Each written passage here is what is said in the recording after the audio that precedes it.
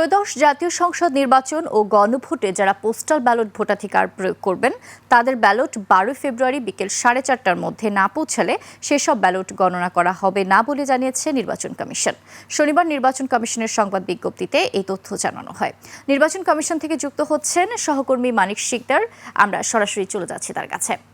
মানিক, এই ভোট নিয়ে আপনার কাছে কি খবর আছে আমাদেরকে জানাবেন।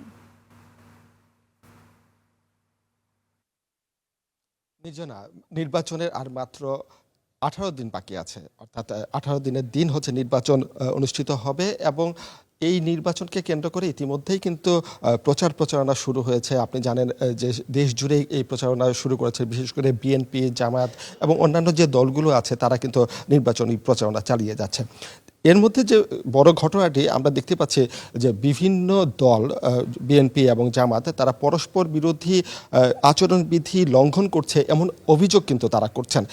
এই বিষয়টা নিয়ে আমরা নির্বাচন কমিশনারদের সাথে কথা বলেছিলাম এবং নির্বাচন কমিশনের পক্ষ থেকে যেটা বলা হয়েছে, যদি কেউ লিখিতভাবে আচরণবিধি লঙ্ঘনের বিষয়ে আবেদন বা অভিযোগ করে থাকে তাহলে এই বিষয়টি নির্বাচন কমিশন কড়া নজরদারির মাধ্যমে দেখা হবে এবং কোনো ধরনের আচরণবিধি লঙ্ঘন হয় এরকম যদি কোনো ঘটনা ঘটে তাহলে শাস্তিমূলক ব্যবস্থা গ্রহণ করা হবে।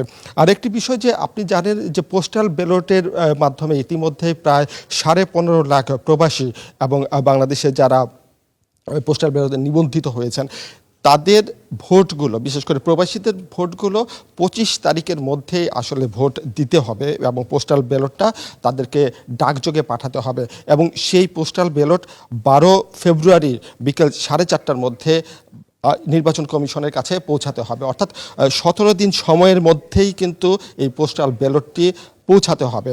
যদি এর মধ্যে যদি না পৌঁছায় তাহলে এই যে যারা এত কষ্ট করে এই পোস্টাল ব্যালটে নিবন্ধিত হয়েছেন এবং ভোট দেওয়ার প্রক্রিয়ার মধ্যে আছেন তাদের সেই ভোটটা হয়তো নষ্ট হয়ে যেতে পারে। সেই কারণে নির্বাচন কমিশনের পক্ষ থেকে বারবার বলা হচ্ছে যে 25 তারিখের মধ্যে যেভাবে হোক ডাকযোগে পাঠানোর একটা ব্যবস্থা করার জন্য।